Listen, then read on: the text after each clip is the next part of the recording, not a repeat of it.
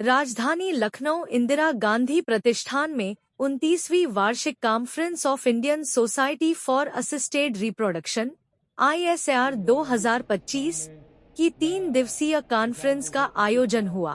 जो नया टेक्निक्स पूरा सीख लिया था। कभी every day is increasing in technologically and scientifically. Initial days we used to do on our hands only. Now so many upcoming instruments are there. So according to that we are being enlightened. Sir, today's scenario, infertility, both male and female, are a big issue. Yes. What are the causes of prevention there? It could be late marriages, one issue, and there's a lot of stress in the youngsters.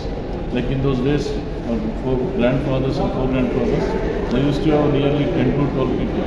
But nowadays, not even having one child also, they are struggling like anything.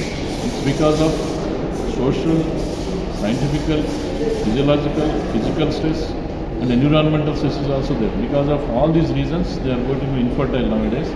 Even us together, sitting together in front of the computer is also one of the reason. Even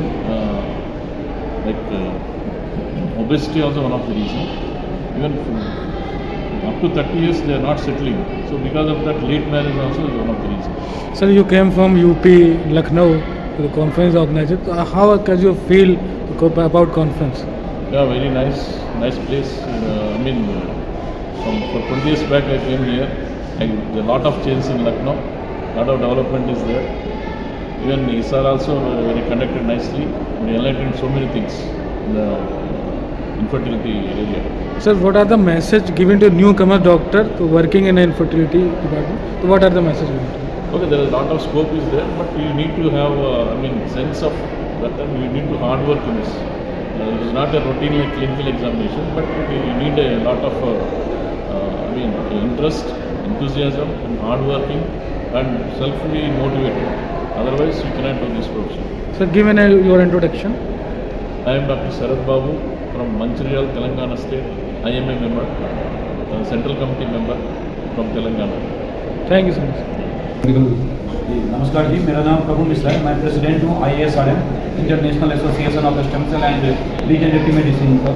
ये जो 29th annual conference है ISAR, Indian society of assisted reproduction की, जो एक infertility का एक बहुत ही विश्व प्रख्यात कॉन्फ्रेंस एंड वर्कशॉप्स होते हैं, क्योंकि पूरे इंडिया से 3000 से ऊपर डॉक्टर्स इसमें आते हैं। मैंने स्टेम सेल्स पे बात की है इसमें, प्रीमैच्योर ओवेरियन फेलियर और थिन एंडोमेट्रियम मेजरमेंट सिंड्रोम में इसकी क्या एडवांस है and advance research and innovations आ रही हैं।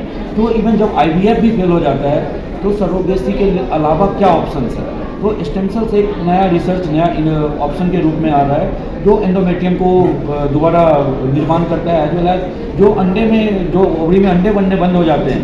स्टेम सेल्स एक उम्मीद है जो ये अंडा भी इस तरह के केसेस में बनाता है।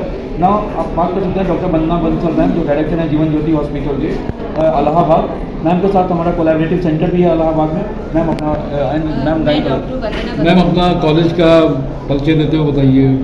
जी, मैं doctor Vandana Bansal from Jeevan Jyoti hospital and RP test tube baby centre Prayagraj. I am doing IVF for the last 25 years now.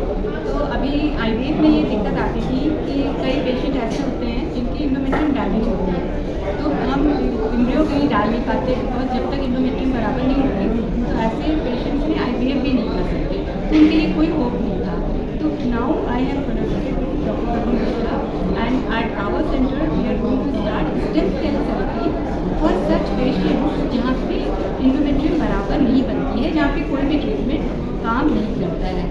ये एक नया ट्रीटमेंट है और इस तरह के कई नए ट्रीटमेंट पे इस कॉन्फ्रेंस में यहाँ पे चर्चा होगी। मैम, जो आजकल के नौ दंपति में चाइल्डलेस कपुल है, उसके लिए क्या वजूहत है, किस वजह से प्रॉब्लम क्रिएट हो रही है पूरे इंडिया लेवल पे और अब्रॉड में भी, इसकी क्या वजह है?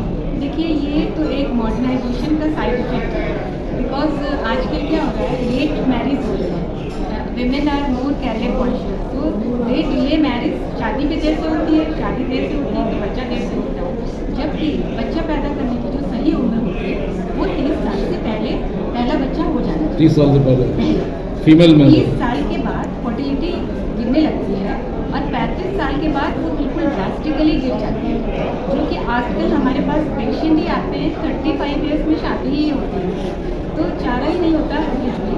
ऐसे पेशेंट्स के लिए भी जिनमें ओवरी काम करना कम कर देती है, उसके लिए भी हम PRP ट्रीटमेंट और स्टेम सेल थेरेपी कर रहे हैं, और हम प्रयागराज में भी इसकी शुरुआत कर रहे हैं। ये एक नया साइंस का आप देख समझिए, क्योंकि इससे मुझे पूरी आशा है कि काफ़ी मरीज इससे लाभान्वित होंगे। मैम, प्रदेशवासियों को क्या मैसेज देना चाहेंगी जनमानस को इनफर्टिलिटी के बारे में?